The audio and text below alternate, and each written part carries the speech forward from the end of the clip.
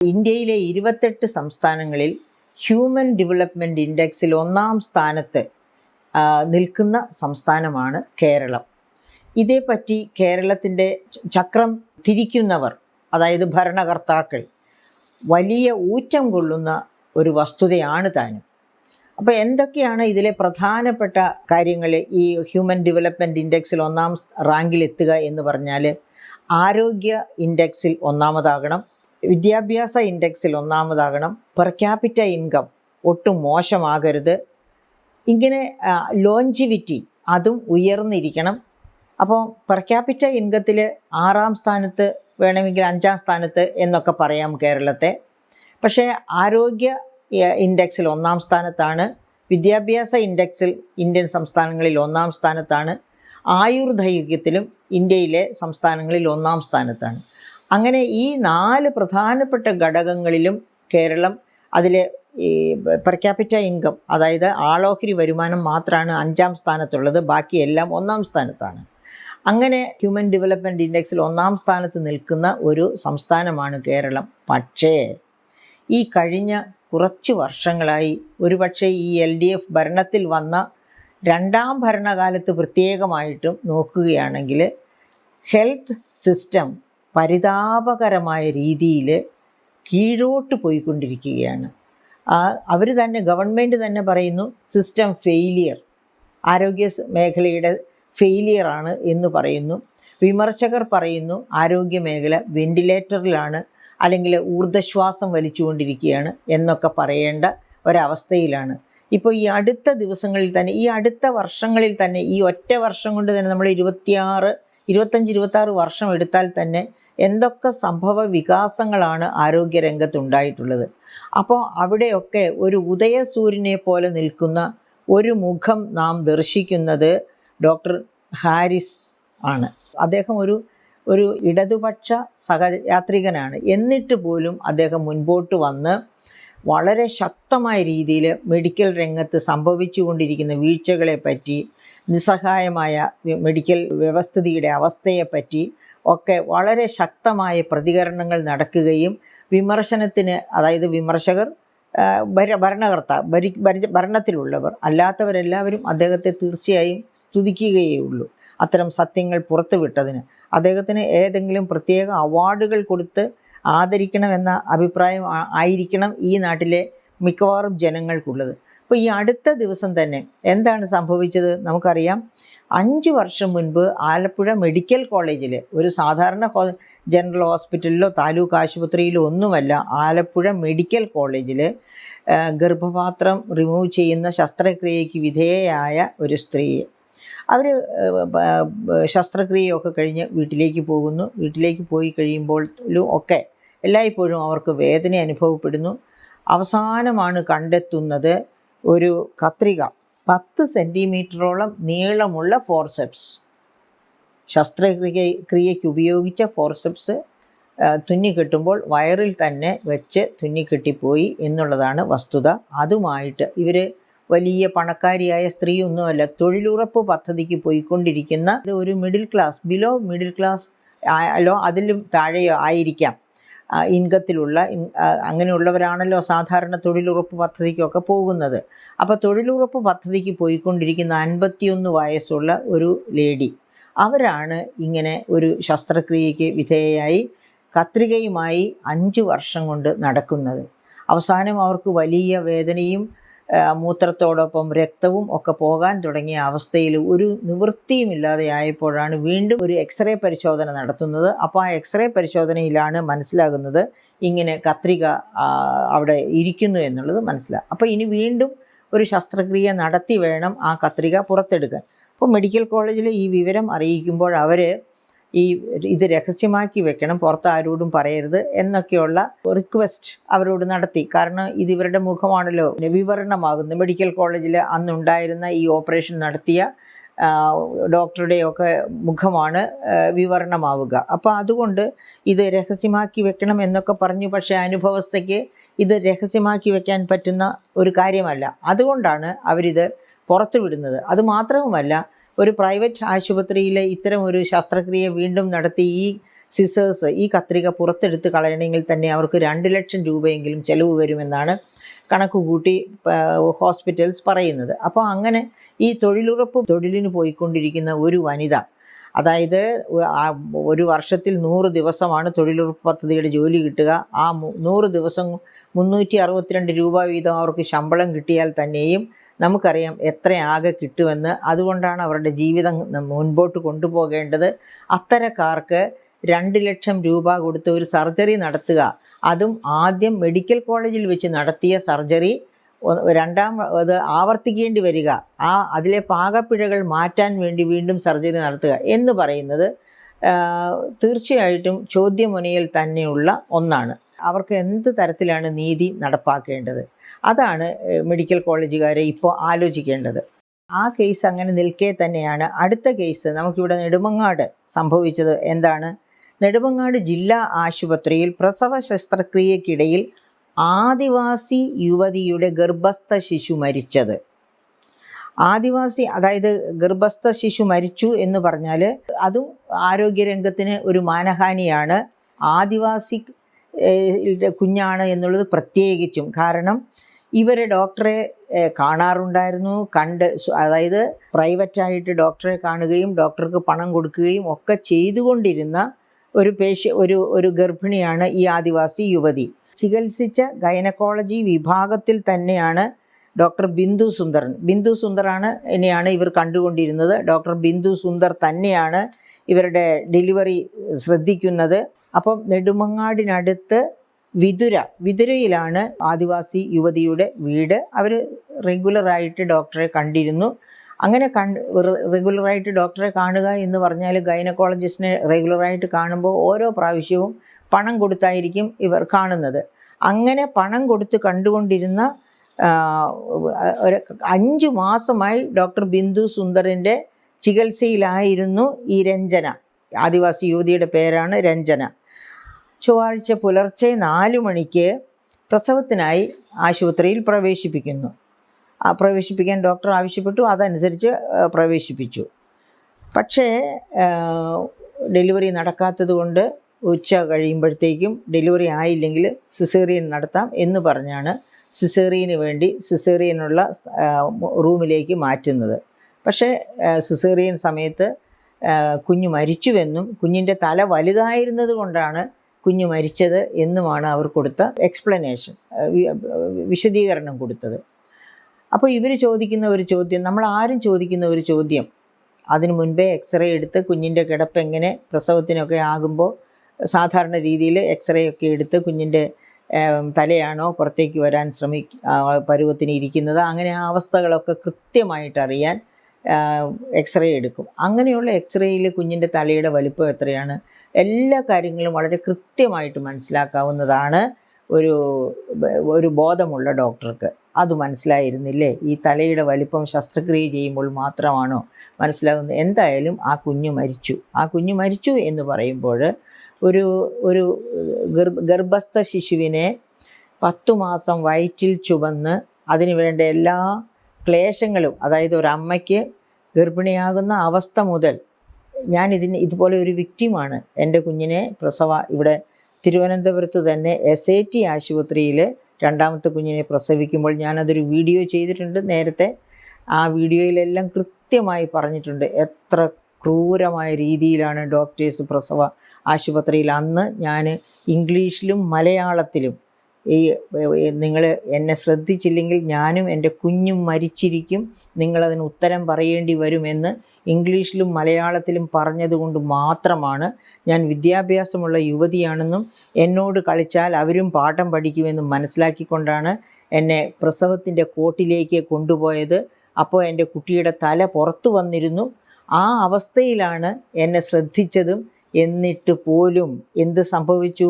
Sterilise ചെയ്യാത്ത കത്രിക കൊണ്ട് കുട്ടിയുടെ പൊക്കിൾക്കൊടി മുറിച്ചത് കൊണ്ടാകാം 2ാം ദിവസം പൊക്കിൾക്കൊടി വീണു പോകുന്നു.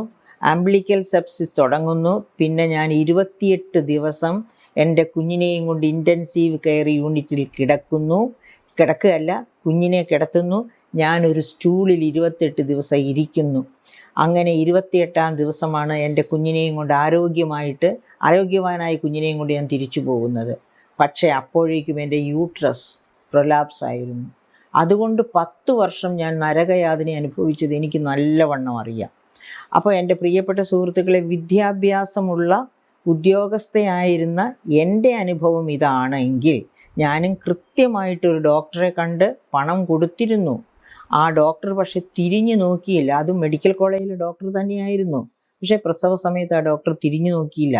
ഞാൻ പിന്നെ കേസിനൊന്നും പോയില്ല. കേസിന് പോകാൻ എനിക്ക് നേരമില്ലായിരുന്നു. എൻ്റെ കുഞ്ഞിനെ ശ്രദ്ധിക്കണം, എൻ്റെ ജോലി, ഞാനൊരു ടീച്ചറാണ്, അത് നടത്തണം, എൻ്റെ കുടുംബം നോക്കണം. അതിനിടയ്ക്ക് കേസ് നടത്താൻ സമയമില്ലാത്തതുകൊണ്ട്, അല്ലെങ്കിൽ ഞാൻ അവരെ നിലം പരിശാക്കിയതിനെ കേസ് നടത്തി.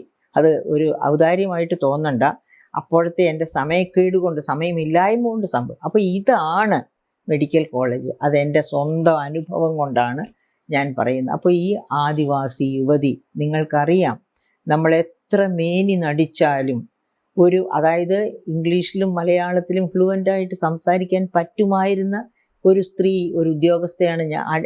എന്നെ നോക്കിക്കൊണ്ടിരുന്ന ഡോക്ടർക്ക് എൻ്റെ എല്ലാ വിവരങ്ങളും അറിയാം.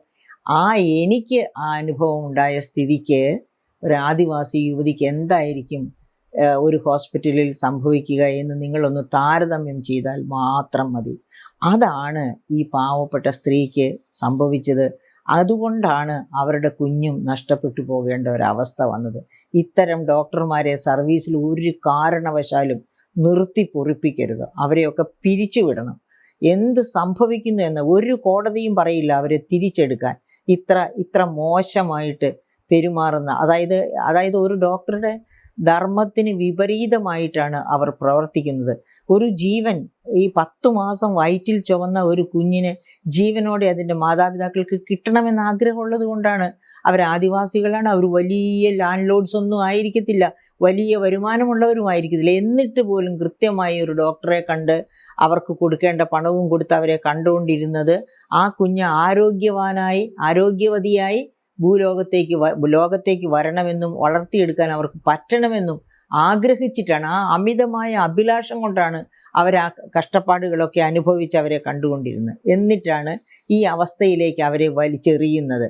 അപ്പോൾ അത്തരം ഡോക്ടർമാരൊന്നും ആ കുപ്പായവും ആ പേരും, ഡോക്ടർ എന്നുള്ള പേരും ചാർത്തി നടക്കാൻ അർഹതയുള്ളവരല്ല. അവർക്ക് വേണ്ട ശിക്ഷ, കഠിന ശിക്ഷ തന്നെ കൊടുത്ത് ഒരു പാഠമാക്കണം. ബിക്കോസ് ഇതുപോലെ ഒരുപാട് ഉദാഹരണങ്ങൾ, ഗൈനക്കോളജിസ്റ്റിൻ്റെ പ്രശ്നം കാരണം കുഞ്ഞ് മരിച്ചു പോകുന്നു.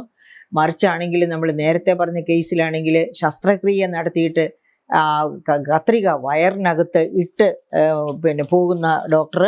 അതുപോലെ തന്നെ നമുക്കറിയാം വേറെ ഒരു എക്സാമ്പിൾ നമ്മൾ ഓർമ്മയുണ്ടല്ലോ, ഹർഷീന എന്ന് പറയുന്ന കോഴിക്കോട്ടുകാരി പെൺകുട്ടി. എന്താണ് ആ കുട്ടിക്ക് സംഭവിച്ചത്?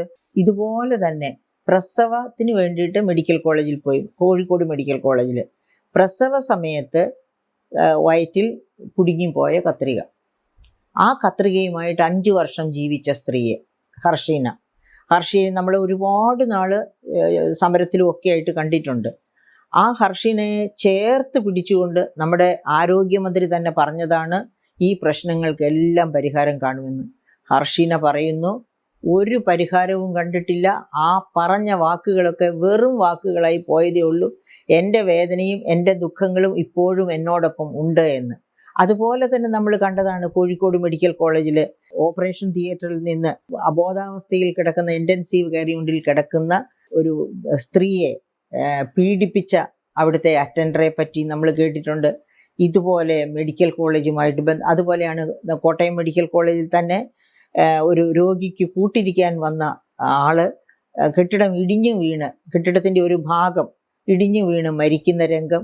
ഇതുപോലെ എന്തൊക്കെ രംഗങ്ങളാണ്. ഡോക്ടർ ഹാരിസ് പറഞ്ഞതും നമുക്ക് മറക്കാറായിട്ടില്ല. ഡോക്ടർ ഹാരിസ് എന്താണ് പറഞ്ഞത്? അതായത് ന്യൂറോളജി വിഭാഗത്തിൽ വേണ്ട ശസ്ത്രക്രിയകൾ ഒന്നും ചെയ്യാനായിട്ട് ഉപകരണങ്ങളില്ല, അതുകൊണ്ട് ഒന്നും നടക്കുന്നില്ല. പിന്നെ എങ്ങനെയാണ് എന്തെങ്കിലുമൊക്കെ വളരെ അത്യന്താപേക്ഷിതമായി വരുന്ന ശസ്ത്രക്രിയകൾ നടത്തുന്നത്? രോഗികളെ കൊണ്ട് അവരുടെ പോക്കറ്റിൽ നിന്ന് പണമെടുത്ത് അവരെ കൊണ്ട് എക്യുപ്മെൻറ്റ്സ് മേടിച്ചാണ് പിന്നെ ശസ്ത്രക്രിയയും മറ്റും നടത്തേണ്ടി വരുന്നത്. അതുമൊക്കെ കഴിഞ്ഞ് നമ്മൾ കണ്ടതാണ് ഒരു 2 മാസം മുൻപ് കമ്പനികൾ, അതായത് മെഡിക്കൽ കോളേജ് തിരുവനന്തപുരം മെഡിക്കൽ കോളേജിലേക്ക് എക്യുപ്മെൻറ്റ്സും മരുന്നും ഒക്കെ കൊടുക്കുന്ന കമ്പനികൾ ആ എക്യുപ്മെൻറ്റ്സ് തിരിച്ചെടുക്കാൻ, കാരണം അവർക്കെല്ലാം മുഴുവൻ കുടിശ്ശിക കിടക്കുകയാണ്. അതുപോലെ മറ്റൊരു കാര്യമുണ്ട്. ലോട്ടറീസ് ഡയറക്ടറായിരുന്ന ബിജു പ്രഭാകർ IAS ലോട്ടറീസ് ഡയറക്ടറായിരുന്നപ്പം അദ്ദേഹം ഇന്നൊവേറ്റ് ചെയ്ത ഒരു ഐഡിയ ആയിരുന്നു കാരുണ്യ ലോട്ടറി. അത് മാണി സാറ് സന്തോഷം സ്വീകരിക്കുകയും ആ കോൺസെപ്റ്റ്, അതായത് ദരിദ്രരായ രോഗികളുടെ 5 മഹാരോഗങ്ങൾ, ഹൃദയം, ലിവർ, അതുപോലെ കിഡ്നി തുടങ്ങിയ 5 മഹാരോഗങ്ങൾക്ക് പാവങ്ങൾക്ക് ഇൻഷുറൻസ് പരിരക്ഷ കൊടുക്കാൻ വേണ്ടി കൊണ്ടുവന്നതാണ് കാരുണ്യ ലോട്ടറി. അതിൽ നിന്ന് കിട്ടുന്ന വരുമാനമാണ് ഇവർക്ക് ഇൻഷുറൻസ് പരിരക്ഷയ്ക്ക് കൊടുത്തുകൊണ്ടിരുന്നത്. അങ്ങനെ 2013-14 തൊട്ട് വളരെ നന്നായി നടന്നിരുന്നത് ആണ് LDF ഗവൺമെൻറ്റിൻ്റെ കാലത്ത് താളം തെറ്റുന്നത്. ഈ വർഷം തന്നെ നിങ്ങൾ നോക്കിക്കോളൂ, ബജറ്റ് ഇൻ ബ്രീഫ് എടുത്ത് നോക്കിക്കോളൂ, 14,494 കോടി രൂപയാണ് ലോട്ടറി വഴി. പക്ഷേ അതിലെ കാരുണ്യ ലോട്ടറി വഴി എത്രയാണെന്ന് എനിക്ക് കൃത്യമായിട്ട് അതിൽ പറഞ്ഞിട്ടില്ല, അതെനിക്കറിയത്തുമില്ല. പക്ഷേ ലോട്ടറി വഴി 14,494 കോടി രൂപ, അതിലെ ഒരു നല്ല ഭാഗവും കാരുണ്യ ലോട്ടറി. കാരണം കാരുണ്യ ലോട്ടറി എല്ലാവരും എടുക്കും. മറ്റേ ലോട്ടറി പെട്ടെന്ന് പണക്കാരനാവണമെന്ന് ആഗ്രഹിക്കുന്നവർ എടുക്കുള്ളൂ. കാരുണ്യ ലോട്ടറി കാരുണ്യമുള്ളവരെല്ലാം എടുക്കുന്ന ലോട്ടറിയാണ്. അതുകൊണ്ട് തന്നെ ഏറ്റവും കൂടുതൽ വരുമാനവും കാരുണ്യ ലോട്ടറിയിൽ നിന്നായിരിക്കണം കിട്ടുന്നത്. അങ്ങനെ ലോട്ടറിയിൽ നിന്ന് 14,494 കോടി രൂപ സമാഹരിച്ച വർഷമായിട്ടും 1,500ഓളം കോടി രൂപയാണ് ഈ കാരുണ്യ സ്കീമിൽ ചേർന്നിരിക്കുന്ന ഇതര ആശുപത്രികൾക്കും സ്വകാര്യ മെഡിക്കൽ കോളേജുകൾക്കും ഒക്കെ കുടിശ്ശികയായിട്ട് കിടക്കുന്നത്. അങ്ങനെ അവരൊക്കെ അതിൽ നിന്ന് വിട്ടുപോകുമ്പോൾ എന്താ സംഭവിക്കുക? ഈ പാവപ്പെട്ട രോഗികൾക്ക് ഇത്തരം ചികിത്സകൾക്ക് ഒന്നിനും സൗകര്യം കിട്ടുന്നില്ല. അവർ ആ രോഗത്തോടു കൂടി മരിക്കുക, അതനുസരിച്ച് ദുരിതം അനുഭവിക്കുക. അങ്ങനെ ദുരിതക്കയത്തിലേക്ക് തള്ളിവിടുന്ന ഒരു ഗവൺമെൻറ്റിൻ്റെ മുൻപിലാണ് ഇത്തരം ഇഷ്യൂസൊക്കെ ഒന്നൊന്നായി കാണുന്നത്. കണ്ടാൽ എന്ത്, ഗവൺമെൻറ് നേരെ നോക്കി ഞങ്ങൾ ചേർത്ത് പിടിച്ചോളാം, ഞങ്ങളെല്ലാം ചെയ്തോളാം എന്ന് പറയുന്നതല്ലാതെ ഒരിക്കലും ആ വാക്ക് പ്രാവർത്തികമാക്കാൻ ശ്രമിക്കാറില്ല. അത്തരം ഒരു സാമൂഹ്യ അവസ്ഥയിൽ എന്താണ് നമ്മൾ, അതായത് ഔട്ട് ഓഫ് പോക്കറ്റ് എക്സ്പെൻഡിച്ചർ, ഞാൻ നേരത്തെ സൂചിപ്പിച്ചല്ലോ, ഹ്യൂമൻ ഡെവലപ്മെൻറ്റ് ഇൻഡെക്സിൽ കേരളം ഇന്ത്യൻ സംസ്ഥാനങ്ങളിൽ 1-ാം സ്ഥാനത്ത് നിൽക്കുക. എപ്പോഴാണ് ഹ്യൂമൻ ഡെവലപ്മെൻറ്റ് ഇൻഡെക്സ് വർക്കൗട്ട് ചെയ്യാൻ വേൾഡ് ബാങ്ക് തുടങ്ങിയത്, അന്ന് മുതൽ കേരളം 1-ാം സ്ഥാനത്താണ്. പക്ഷേ കേരളത്തിൻ്റെ ഇന്നത്തെ അവസ്ഥ ഇങ്ങനെ എത്തി നിൽക്കുക. എന്തുകൊണ്ടാണ് കേരളം 1-ാം സ്ഥാനത്ത് നിൽക്കുന്നത്? ഗവൺമെൻറ് മെഡിക്കൽ കോളേജുകളോ ഗവൺമെൻറ് ആതുര ശുശ്രൂഷ കേന്ദ്രങ്ങളോ ഇവിടെ കേരളത്തിൽ നന്നായി എപ്പോഴും പ്രവർത്തിക്കുന്നത് കൊണ്ടല്ല. ഇവിടെ പ്രൈമറി ഹെൽത്ത് സെൻറ്റേഴ്സൊക്കെ ഉണ്ട്, മറ്റ് സംസ്ഥാനങ്ങളിൽ ഇല്ലാത്ത ഒരുപാട് സൗകര്യങ്ങൾ ഇവിടെയുണ്ട്. പക്ഷേ ഗവൺമെൻറ് സൗകര്യങ്ങളോടൊപ്പം തന്നെ സ്വകാര്യ ആശുപത്രികൾ, ഈ പറയപ്പെട്ടതുപോലെ വലിയ സ്വകാര്യ ആശുപത്രികൾ നമുക്കറിയാം. പല സ്വകാര്യ ആരോഗ്യ കേന്ദ്രങ്ങളിലേക്കും സാധാരണക്കാർക്ക്, ഈവൻ അപ്പർ മിഡിൽ ക്ലാസ്സിന് പോലും എത്തിച്ചേരാൻ പറ്റാത്തത്ര കോസ്റ്റ്ലിയാണ് ഈ പ്രൈം ഹെൽത്ത് ഫെസിലിറ്റീസ് കൊടുക്കുന്ന സൂപ്പർ സ്പെഷ്യാലിറ്റി ആശുപത്രികളൊക്കെ. അപ്പോൾ സൂപ്പർ സ്പെഷ്യാലിറ്റി ആശുപത്രികളുടെ ലഭ്യതയാണ് കേരളത്തെ ഹ്യൂമൻ ഡെവലപ്മെൻറ്റ് ഇൻഡെക്സിൽ 1-ാം സ്ഥാനത്ത്. അതായത് സ്വകാര്യ സൂപ്പർ സ്പെഷ്യാലിറ്റി ഹോസ്പിറ്റൽസ് ആണെങ്കിലും പല സഭകൾ നടത്തുന്ന ഹോസ്പിറ്റൽസ്, അങ്ങനെ പലതും സൂപ്പർ സ്പെഷ്യാലിറ്റി സേവനം നൽകുമെങ്കിലും അത്രയധികം കോസ്റ്റ് ഈടാക്കുന്നവയല്ലാത്ത ധാരാളം നല്ല ആശുപത്രികൾ, സ്വകാര്യ ആശുപത്രികൾ കേരളത്തിൽ പ്രവർത്തിക്കുന്നുണ്ട്. അവയുടെയൊക്കെ സഹായം ഉള്ളതുകൊണ്ടാണ് നമുക്ക് ഈ ഹ്യൂമൻ ഡെവലപ്മെൻറ്റ് ഇൻഡെക്സിൽ 1-ാം സ്ഥാനത്ത് നിൽക്കാൻ പറ്റുന്നത്. പക്ഷേ അപ്പോഴും നമ്മൾ ഓർക്കണം, സൂപ്പർ സ്പെഷ്യാലിറ്റി ഹോസ്പിറ്റൽസിൽ പോകാൻ ആർക്ക് കഴിയും? പണക്കാർക്കേ കഴിയൂ, സാധാരണക്കാർക്ക് കഴിയില്ല. നല്ല ചികിത്സ കിട്ടണമെങ്കിൽ അങ്ങനെയുള്ള സൂപ്പർ സ്പെഷ്യാലിറ്റി ഹോസ്പിറ്റൽസിൽ പോകണം എന്നതിലേക്ക് വിരൽ ചൂണ്ടുകയാണ്. നമുക്ക് തോന്നും, സംശയം തോന്നും, പ്രോ ക്യാപിറ്റലിസ്റ്റായിട്ട് അയ്യോ ഞങ്ങൾ LDF ആണ്, ഞങ്ങൾ ഭയങ്കര കമ്മ്യൂണിസ്റ്റ് ചിന്താഗതിക്കാരാണെന്ന് പറയുന്നെങ്കിലും ഈ പറയപ്പെട്ട സൂപ്പർ സ്പെഷ്യാലിറ്റി ഹോസ്പിറ്റൽസിന് വഴിമാറി കൊടുക്കുകയാണോ ഗവൺമെൻറ് മെഡിക്കൽ കോളേജുകളും ഗവൺമെൻറ് ഹോസ്പിറ്റൽസും ഇത്ര നിരുത്തരവാദപരമായ പെരുമാറ്റം കൊണ്ട് എന്ന് നമുക്ക് സംശയം തോന്നും. അങ്ങനെ സംശയം തോന്നും എന്നതുകൊണ്ട് തന്നെ ഇന്ത്യയിലെ ഹെൽത്ത് മേഖലയെപ്പറ്റി നോക്കുമ്പോൾ പോക്കറ്റിൽ നിന്ന് പണം അതായത് ആൾക്കാർ സ്വന്തം പോക്കറ്റിൽ നിന്ന് പണം ചെലവഴിക്കുന്ന കാര്യത്തിൽ ഹെൽത്ത് ഇൻഡെക്സിൽ 1-ാം സ്ഥാനത്താണെങ്കിലും ഔട്ട് ഓഫ് പോക്കറ്റ് എക്സ്പെൻഡിച്ചറിലും കേരളം 1-ാം സ്ഥാനത്ത് തന്നെയാണ്. കാരണം എന്താണെന്ന് വെച്ചാൽ നല്ല ചികിത്സ കിട്ടണോ തീർച്ചയായിട്ടും സൂപ്പർ സ്പെഷ്യാലിറ്റീസിൽ പോയിരിക്കണം. ഈവൻ ഗവൺമെൻറ് മെഡിക്കൽ കോളേജിലാണെങ്കിലും പ്രസവ ശുശ്രൂഷ കിട്ടണോ നമ്മൾ ഡോക്ടറെ സ്പെഷ്യലായിട്ട് ചെന്ന് കണ്ട് കൃത്യമായിട്ട് കാലാകാലങ്ങളിൽ പണം കൊടുത്തുകൊണ്ടേയിരിക്കണം. എന്നിട്ട് പോലും ഇപ്പോൾ ഈ നെടുമങ്ങാട് സംഭവിച്ചതുപോലെയുള്ള സംഭവങ്ങൾ നിത്യസംഭവങ്ങളാണ് എന്നതുകൊണ്ട് തന്നെ നമ്മുടെ ഹെൽത്ത് സിസ്റ്റം വെന്റിലേറ്ററിലാണ് അല്ലെങ്കിൽ ശരശയ്യയിലാണ് എന്നൊക്കെ ആരെങ്കിലും പറഞ്ഞാൽ അവർ തെറ്റുകാരാണെന്ന് പറയാൻ ഒക്കില്ല. കാരണം അനുഭവത്തിൻ്റെ വെളിച്ചത്തിലാണ് ഇങ്ങനെ ഓരോരുത്തരും അഭിപ്രായപ്പെടുന്നത്. അപ്പോൾ നമ്മുടെ ഈ കണ്ടെത്തലനുസരിച്ച് എന്താണ് വേണ്ടത്? ഡോക്ടർ ഹാരിസിനെ പോലെ ഇപ്പോൾ മെഡിക്കൽ രംഗത്തുള്ളവർ ഡോക്ടേഴ്സൊക്കെ സമരത്തിൽ നിൽക്കുന്നതും അവരുടെ ക്വാളിറ്റിയും തമ്മിൽ നമ്മൾ ബന്ധപ്പെടുത്തേണ്ടതില്ല. അതായത് യഥാർത്ഥ ക്വാളിറ്റി ഉള്ളവർ അവരുടെ ക്വാളിറ്റിക്ക് അനുസരിച്ച് പ്രവർത്തിക്കുന്നുവോ, അങ്ങനെ പ്രവർത്തിക്കാത്ത കുറ്റകരമായ രീതിയിൽ പ്രവർത്തിക്കുന്നവരെ ശിക്ഷിക്കുകയും അവരെ പിരിച്ചുവിടുകയും ചെയ്യണം. അതിന് ഒരു ഡോക്ടേഴ്സ് യൂണിയനും എതിര് നിൽക്കുമെന്ന് എനിക്ക് പ്രതീക്ഷയില്ല. അതേ സമയത്ത് ഡോക്ടേഴ്സിൻ്റെ ശമ്പള വർധനവോ മറ്റതുപോലുള്ള കാര്യങ്ങളൊക്കെ അവർ ഡിമാൻഡ് ചെയ്യുന്നതിനനുസരിച്ച് സർക്കാർ തീർച്ചയായിട്ടും സൂക്ഷ്മ നിരീക്ഷണം ചെയ്ത് നടപ്പാക്കേണ്ടതാണെങ്കിൽ നടപ്പാക്കേണ്ടതാണ്. കാരണം അവർക്ക് ഒരു ഡോക്ടർക്ക് സ്വന്തമായിട്ട് ചികിത്സ നടത്തിക്കൊണ്ടിരിക്കുന്ന ഒരു ഡോക്ടർക്ക് മിടുക്കനാണെങ്കിൽ വലിയ വരുമാന സാധ്യത കേരളത്തിലുണ്ട്. പക്ഷേ ഒരു മെഡിക്കൽ കോളേജിലെ ഒരു ഡോക്ടർക്ക് കിട്ടുന്ന ശമ്പളം ആ വരുമാനവുമായിട്ട് നോക്കുമ്പോൾ വളരെ തുച്ഛമായിരിക്കും. അപ്പോൾ അത്തരം സാഹചര്യങ്ങളിൽ ശമ്പള പരിഷ്കരണം ആഗ്രഹിക്കുന്നത്, ഒരു ഡോക്ടർ ശമ്പള പരിഷ്കരണം ആഗ്രഹിക്കുന്നത് ഒരിക്കലും തെറ്റല്ല. കാരണം അവരുടെ ജീവിത നിലവാരം സമൂഹത്തിൻ്റെ ഉയർന്ന തലത്തിലുള്ളവരുടെ ജീവിത നിലവാരവുമായിട്ട് മാച്ച് ചെയ്തു പോകണമെന്ന് അവർ ആഗ്രഹിക്കുന്നുവെങ്കിൽ അവരെ തെറ്റു പറയാനാകില്ല. കാരണം അവർ ഇത്തരം മേഖലകളിലേക്ക് വരുന്നത് തന്നെ അവരുടെ ബുദ്ധി വൈഭവം കൊണ്ട്, സേവന സന്നദ്ധത കൊണ്ട് ഒക്കെയാണ്. അവരാഗ്രഹിക്കുന്നുണ്ട്, ഉയർന്ന ചിന്തയും ഉയർന്ന ജീവിതവും ആഗ്രഹിക്കുന്നവരാണവർ. അപ്പം ആ തരത്തിലുള്ള ചിന്തയും ജീവിതവും അവർക്ക് ലഭ്യമാകണമെങ്കിൽ സാമാന്യേന മെച്ചപ്പെട്ട വേതനം അവരുടെ അവകാശമാണ്. അതുകൊണ്ട് അവർ സമരത്തിലേക്ക് പോയതിന് നമുക്ക് കുറ്റപ്പെടുത്താൻ പറ്റില്ല. അതേസമയം ആ സമരത്തിലെ പങ്കാളികളായിട്ടുള്ള ഡോക്ടർമാരിൽ ഇതുപോലെ അവിവേകികളായവർ, അതായത് പണം മേടിച്ചിട്ടും തൻ്റെ ക്ലയൻറ്റിനെ സത്യസന്ധമായും ശ്രദ്ധിക്കാതെ അവഗണിക്കുന്നവർ, അവർ ശിക്ഷിക്കപ്പെടണം. അത്തരക്കാരെ തൂത്തെറിയുക തന്നെ ചെയ്യണം. എങ്കിൽ മാത്രമേ നമ്മുടെ മെഡിക്കൽ രംഗം സംശുദ്ധമാകൂ. എല്ലാവർക്കും അപ്രോച്ചബിൾ ആയിട്ടുള്ള ഒരു മെഡിക്കൽ രംഗം, നാം സ്വപ്നം കാണുന്ന തരത്തിലുള്ള ഒരു മെഡിക്കൽ രംഗം നമുക്ക് ലഭ്യമാകും.